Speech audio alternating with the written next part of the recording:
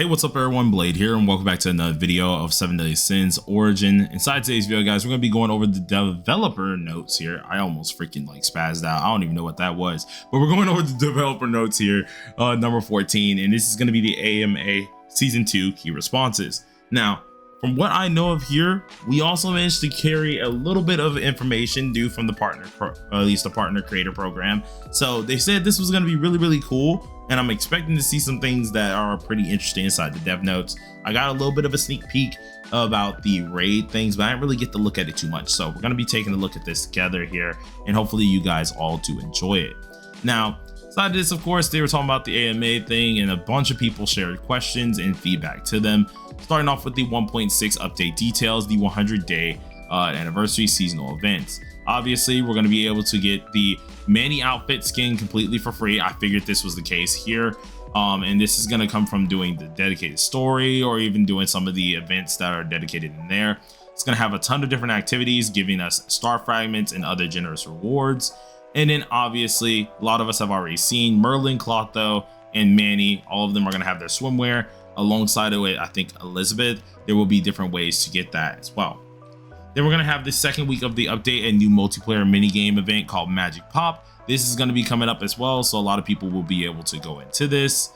And then later on, going to the additions of the Tyrannus Sanctuary or the raid.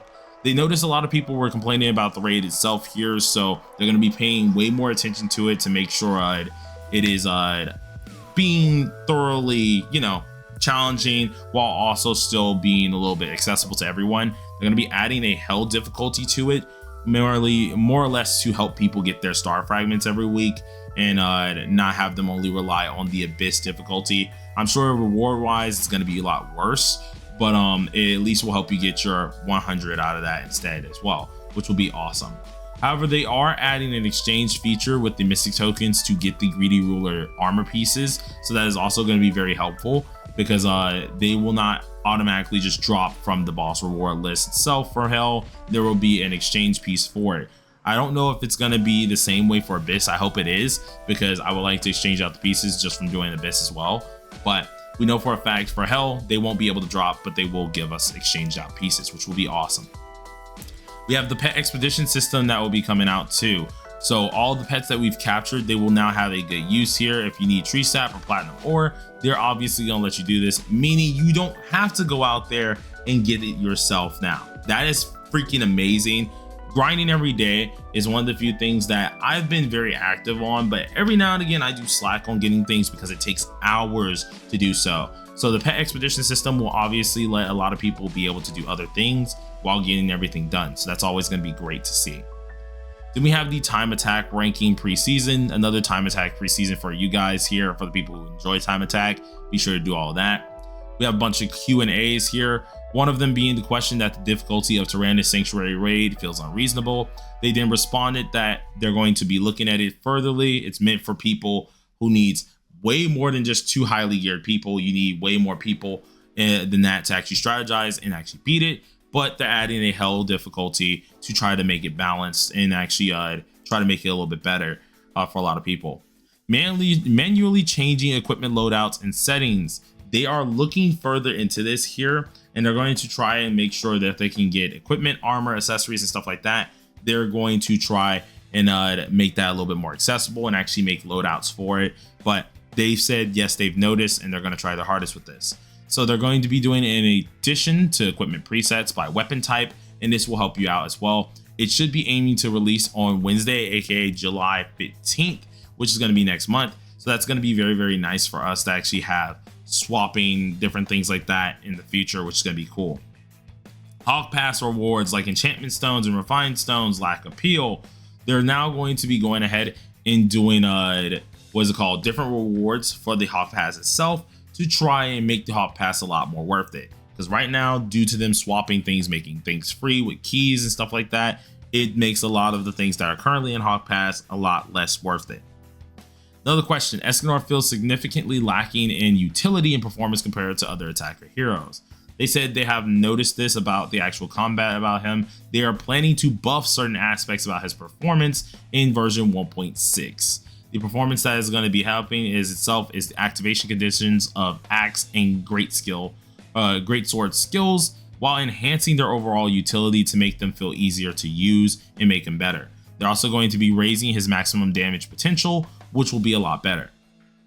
Another question here was not enough star fragments through gameplay, which I actually do agree with as well. Here they're going to be going ahead and expanding permanent farming sources for star fragments. This is going to obviously be in major content updates, and they will slowly scale up the supply of them as new content does come out.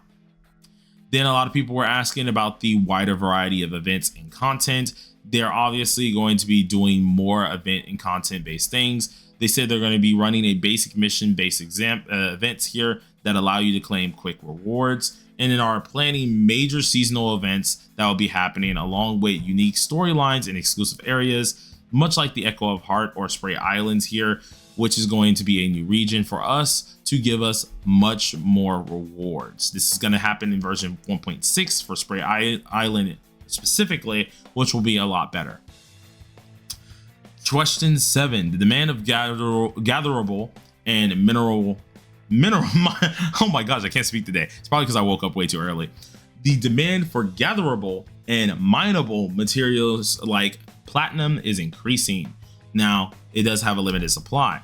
They are now trying to make this a little bit, less, at least I want to say less needed to an extent, or at least trying to give more gatherable and mineable materials for platinum in different areas. But it does seem like they're not going to be deviating from giving it in different regions. They're probably just going to only release them in regions, but they're going to make sure they are way more nodes that you can mine at least. Gathering and mining materials in this here for the event region. There will be platinum ore, sun ore, flower petals with pure love. All of this will be inside of that region as well. So this will be extra nodes for us during the event period. Combined attack and ultimate move buffs and stuff like that actually are failing. They talked about this. They're currently working on making the tag out animations as well as the combined attack execute a lot better. This is something that they ended up at least noticing. The activation rules here is also a little unclear. They're trying to, of course, make it way more clearer here with at least in-game explanations, seeing that a lot of people were a little unclear on how things actually worked out here. Currently in Origin, the combined attack allows 2 heroes to unleash their ultimate moves simultaneously to deal higher damage. The system calculates by pulling the total damage output of both heroes and distribute it across the duration of the combined attack animation.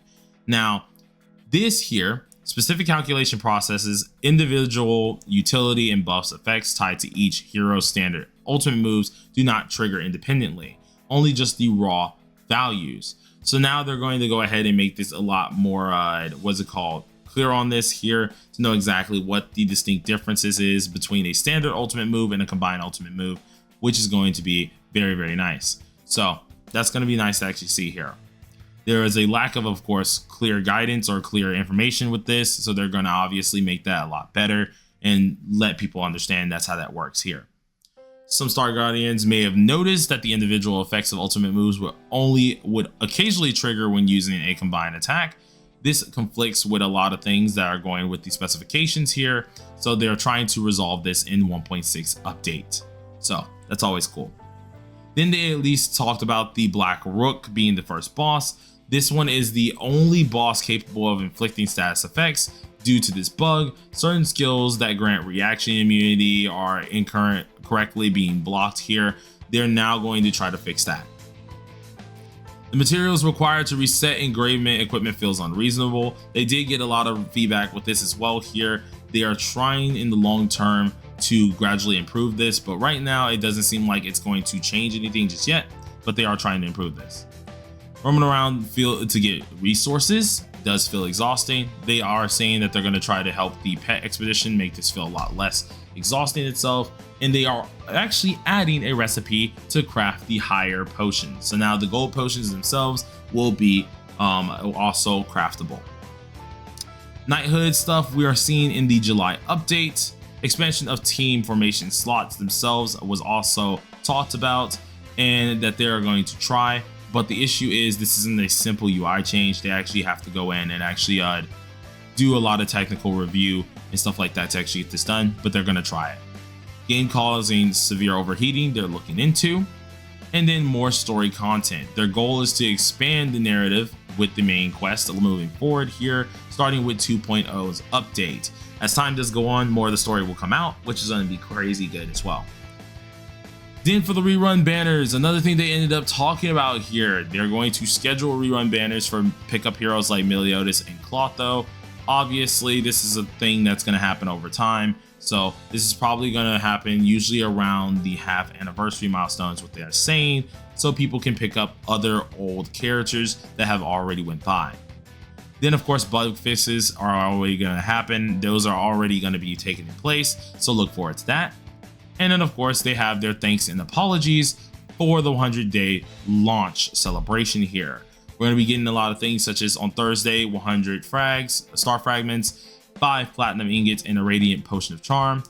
Friday we're getting the same thing but 5 concentrated potion of charms. Saturday getting the same thing but 5 more potion of charms here for concentrated. Sunday same thing with a radiant potion of charm, which is obviously the gold one. Whenever you see radiant, that's the gold one.